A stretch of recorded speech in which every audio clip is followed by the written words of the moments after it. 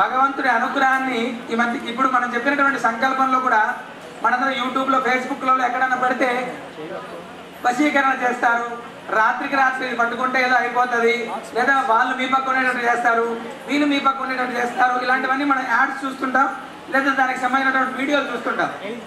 మనకు పెద్దలు ఇచ్చినటువంటి కాలంలో మంత్రము, తంత్రము, యంత్రం ఇలాగా అంటే మోహనము, స్తంభనము, ఉచ్చాటనము, వశీకరణము ఇవన్నీ ఏంటయ్యా అంటే మనకు పెద్దల కాలంలో రాక్షసులు ఇలాంటి వ్యవస్థ వ్యవహారం అన్నీ ఉండేటప్పుడు ఉచ్చాటనము అనేటువంటిది ఏంటంటే ఎవడైనా ఒక మాంత్రికుడో ఇలాంటి వాడు ఆ గ్రామంలో ఉండేటువంటి ప్రజలను ఇబ్బంది పడుతూ ఉండేటువంటి క్రమంలో వాడిపైన అక్కడ ఉండేటువంటి వాళ్ళు ఎవరైనా యోగ్యులుంటే వాడిపైన ఉచ్చాటన అనేటువంటి మంత్రాన్ని ప్రయోగం చేసేటువంటి వాళ్ళు.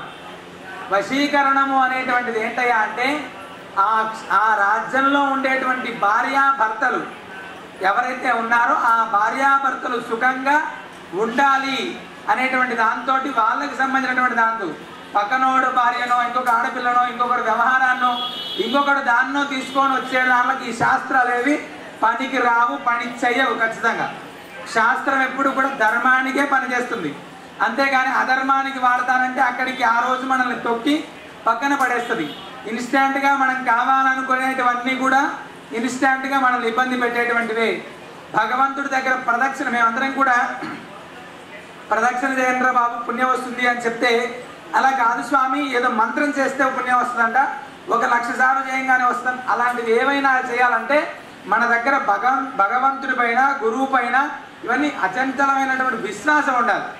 ఇక్కడ గుమ్మం దాటితే గురువు గుర్తుండడు, భగవంతుడు గుర్తుండడు, ఇండ్లు దాడితే తల్లి గుర్తుండదు, భార్య గుర్తుండదు. ఇంకెక్కడ బయటికి వెళ్ళిన తర్వాత మన పనులు మనకున్నప్పుడు ఇవన్నీ చేసేటువంటి కాలం కాదు. భగవంతుడు అందుకే మనకి ఏం చెప్తాడయ్యా అంటే ఒక ఆలయము, ఒక వ్యవస్థ, ఒక దేవుడు, ఒక దీపము, యజ్ఞము, గోవు ఇవన్నీ మనకి ఇచ్చింది ఎందుకయ్యా అంటే అక్కడ ఉన్నటువంటి సమయంలో అయినా వాడి యొక్క మనస్సు చంచలం అవ్వకుండా స్థిరంగా ఉండి ఆ యొక్క అనుగ్రహాన్ని తీసుకోవడానికి.